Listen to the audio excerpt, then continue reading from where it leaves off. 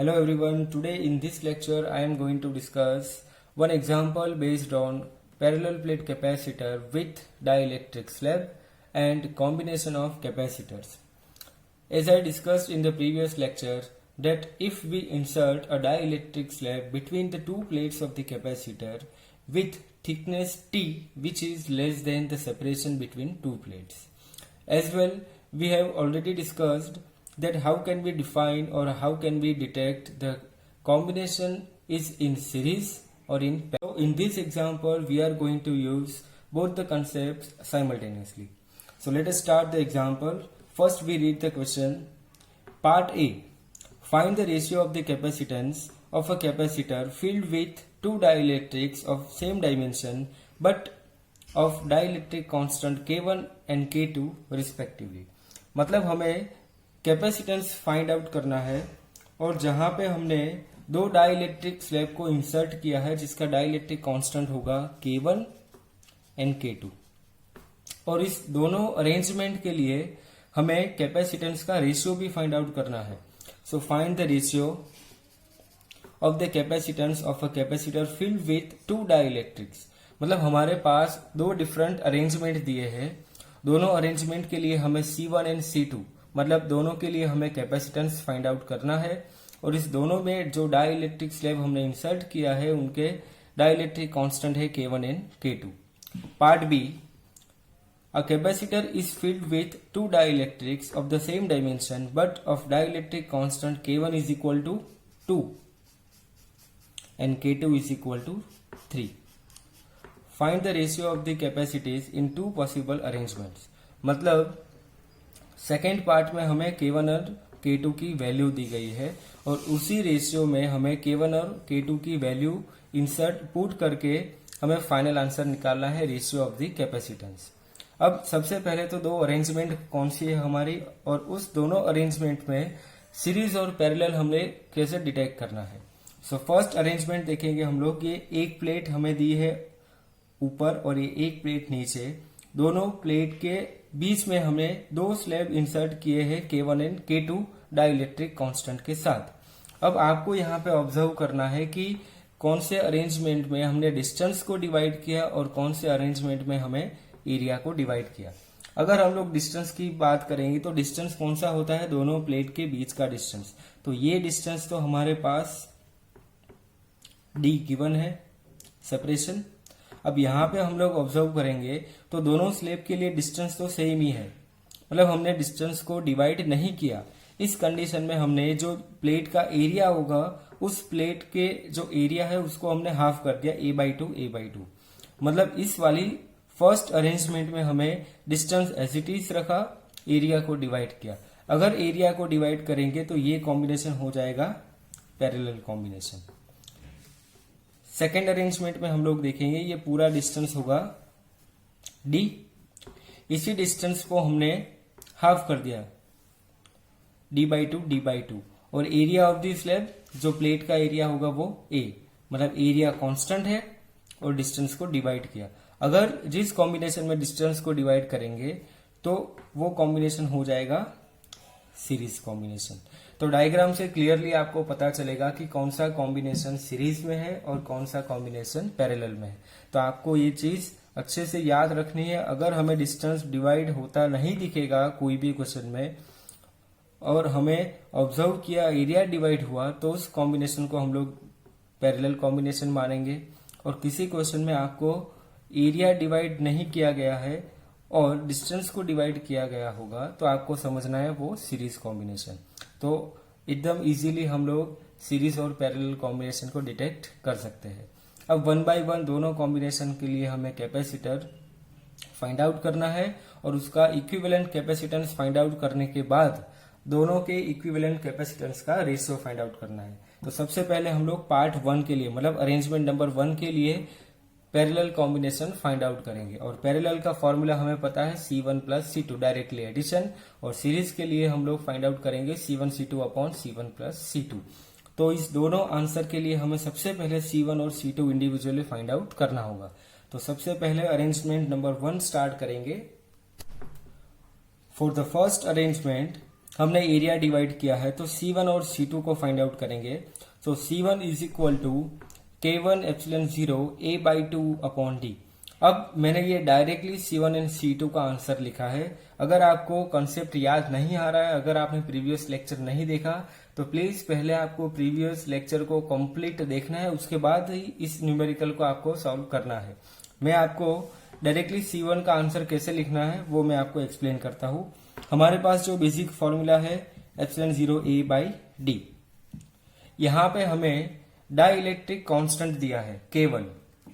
अगर dielectric medium होगा तो इसी फॉर्मूला को हम लोग लिखेंगे एप्सिलॉन A अपॉन D।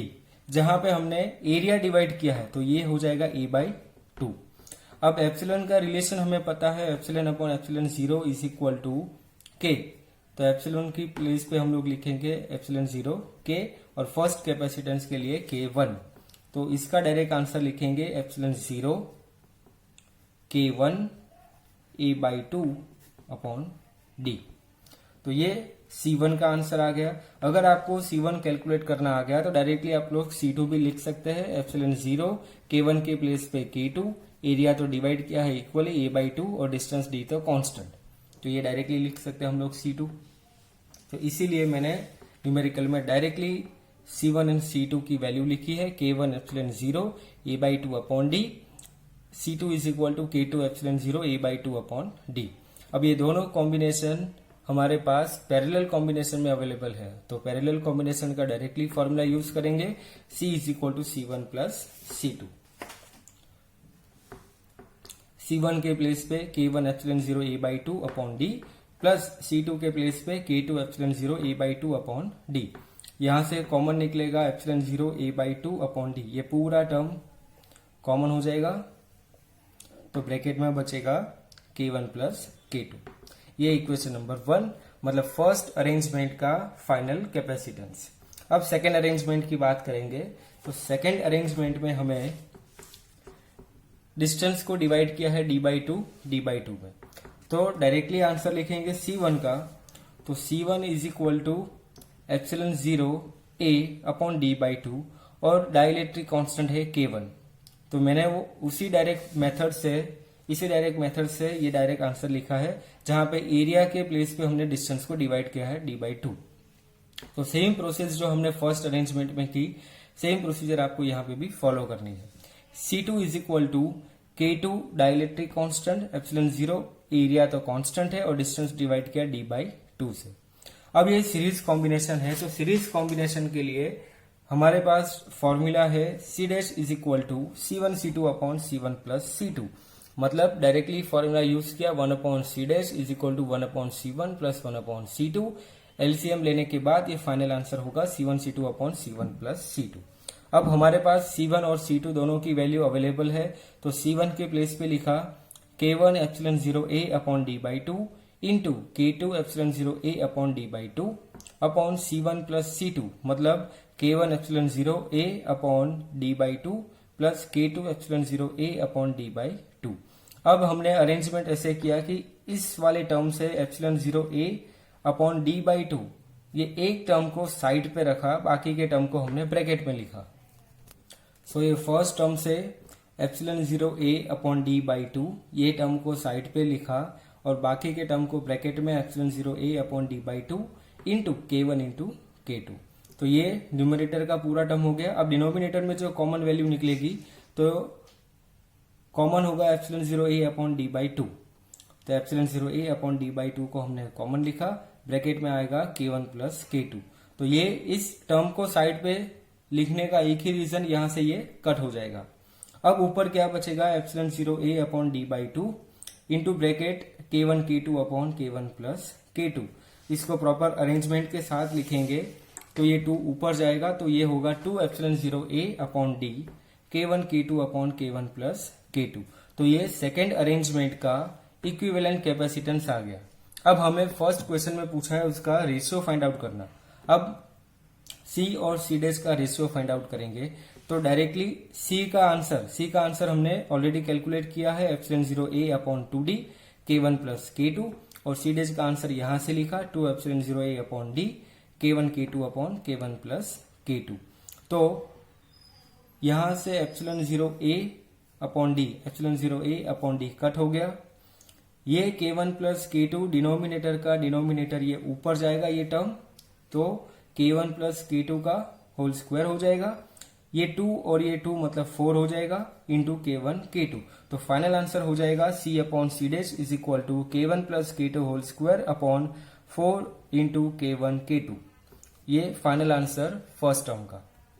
अब आपको सेकेंड पार्ट पूछा है जिसमें k1 और k2 की वैल्यू पुट करने के लिए बोला है आपको।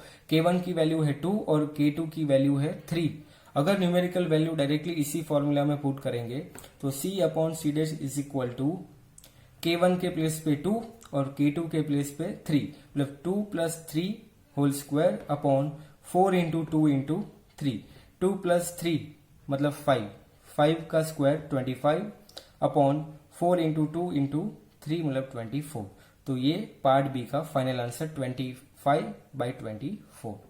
तो इसी टाइप से आप लोग कोई भी न्यूमेरिकल सॉल्व कर सकते हो अगर आपको डिटेक्ट करना आ गया होगा कि कौन सा सीरीज कॉम्बिनेशन है या फिर कौन सा पैरेलल कॉम्बिनेशन।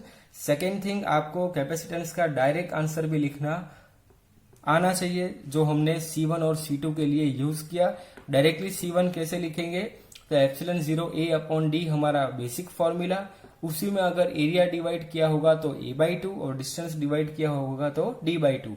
एप्सिलॉन 0 को हमें रिप्लेस करना है एप्सिलॉन से और एप्सिलॉन को रिप्लेस करेंगे अगेन एप्सिलॉन 0 के टर्म में, मतलब हमने फॉर्मूला यूज किया epsilon upon epsilon 0 which is equal to k।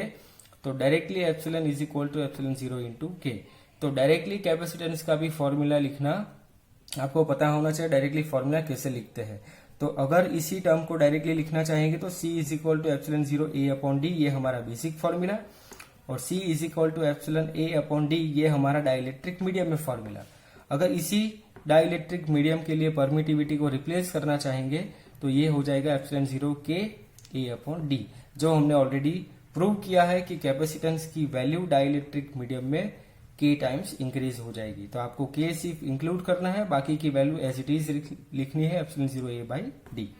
तो ये एक मेथड आपको पता होना चाहिए। उसके बाद सीरीज और पैरेलल का फॉर्मेशन, और फाइनली आप लोग रेशियो फाइंड आउट करके और वैल्यू पुट करके ये फाइनल आंसर ला सकते हैं। तो इसी टाइप के न्यूमेरिकल्स और एमसीक्यू आपके रेफरेंस बुक में दिए हैं, आपको ये होमवर्क में सॉल्व करना है। और उसके डाउट जो भी होंगे वो आप डायरेक्टली मुझे मैसेज कर सकते हैं, और मैसेज करने के बाद आपको इसका रिप्लाई या तो फिर वीडियो लेक्चर में मैं आपको ये वापस एक्सप्लेन करूंगा अगर बहुत ही इंपॉर्टेंट और डिफिकल्टी रहेगी सारे स्टूडेंट्स के लिए, मेजोरिटी के लिए, तो हम लोग वीडियो लेक्चर्स में अगेन उसको डिस्कस करेंगे, या फिर आपको डायरेक्टली व्हाट्सएप पे रिटर्न सॉल्यूशन मिलेगा।